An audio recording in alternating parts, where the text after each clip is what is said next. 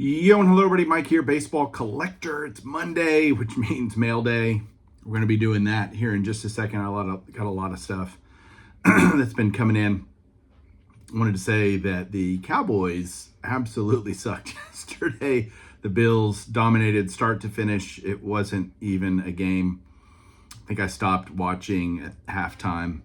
I was really over it, and I knew they weren't going to come back. I actually expected them to lose that game. I expect them to win at Miami this next week, but they're not going to win the division.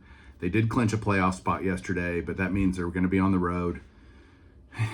Who knows? You know, it sucks being a Cowboys fan, but that's true for a lot of teams who, have teams that don't play well all the time. My Nat Turner interview is coming up soon, so be looking for that. I haven't done it yet, but it's coming up very soon. And I'm looking forward. I got a lot of great questions from people and looking forward to that conversation. It'll be interesting to see how that goes. That'll be hopefully coming out Wednesday on Bench Clear Media, that interview. So I'll call it a conversation because we're going to have a conversation. I doubt he'll ask me many things, but it'll be a fun conversation nonetheless. And so let's get to some mail. Got lots of cool stuff. Hang on, here we go. All right, I will show you guys one thing before I get to the mail. One thing I am going to talk to Nat Turner about, and that's this. I've got two cards here, 1940 play ball. They are both in lighthouse holders, and this one looks great because it's got the frosted edges, and that looks awesome. And this one has the baggy, and I know so many people, I don't like that. I like this. It looks sharp. This looks sloppy. And so I'm going to ask him what makes, how does that work? Like, why do we even need this choice? Why can't they all be like this? So anyway, that's going to be something. And I have the two cards out to show him an example. Same card set, same everything.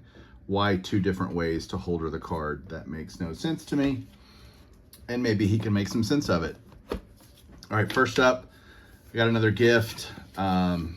This is from John, Wade Boggs fan. Little Merry Christmas card. Dear Mike, I want to thank you for being a great friend and mentor within the hobby. I hope this Tom Seaver card gets you closer to completing his playing days run. I wish you, Julie Norman, and the rest of your family a very Merry Christmas and Happy New Year. Your friend, John Reichard. Thanks, John. Yes, it did get me closer. In fact, here's the card that he sent me, this beautiful 1972 Topps. This was the last card I needed for the Tom Seaver run. So if we happen to pick Tom Seaver on the game show with Chris from Missouri, the Showcase Showdown, I'll be ready to go with Tom Seaver now. So thank you so much, dude. That's just awesome that you did that. Next up, got a couple of autographs in the mail. This was one I just bought for giggles. Jim Sundberg, Rangers legend. Probably not a lot of people know who Jim Sundberg is. I certainly do. And he's kind of one of my childhood heroes. This is his rookie card. There was a signed one. This was like $13, $15, something like that shipped. So this is going to go in the Rangers auto binder that I have. And I just felt like I was just missing that card. Like I needed to get that. Next up, this was a Probstein purchase, I believe. 84 Topps Ozzie Smith, slabbed for the player run that I'm doing. I think this was $22 maybe shipped. So awesome there. Then I got a whole bunch of other just random low-hanging fruit type stuff. 83 Topps Sparky Anderson and an 8. These are all 4 decade set cards. Got a 76 Topps Earl Weaver Baltimore Orioles team card and a 9.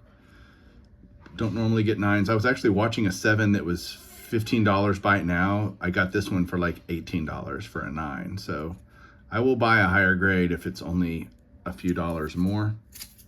We got that. I got this 75 Topps Most Valuable Players from 1969. You got 2 Hall of Famers there, McCovey and Killebrew.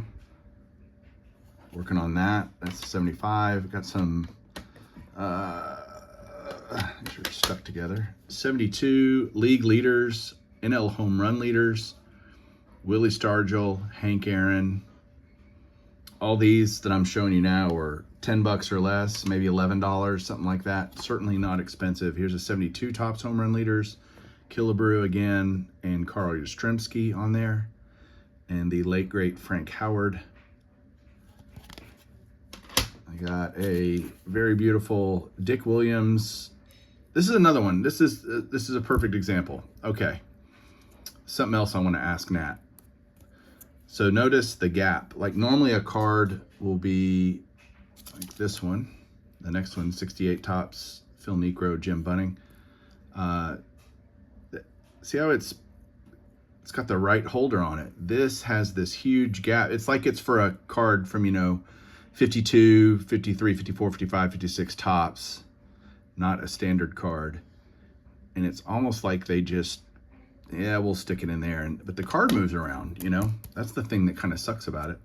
And I don't get why they do that. That's not a card. This isn't the right holder for this card when they could use this one. And so, again, sloppy, unnecessary. There's that 68 I was talking about. Again, lower grade stuff, but these are leader cards, manager cards, not a huge deal. I got this 58 Topps Casey Stengel. Managers from the All-Star game. And it's a 6MK. I looked at the back. Yep, it's marked. The guy was doing his checklist back in 1959. I love that. Actually, I don't mind that at all. That's what the card's for. That's what the checklist is for. So to me, that's like pretty great that some kid probably was keeping his checklist for his set on the back of this card.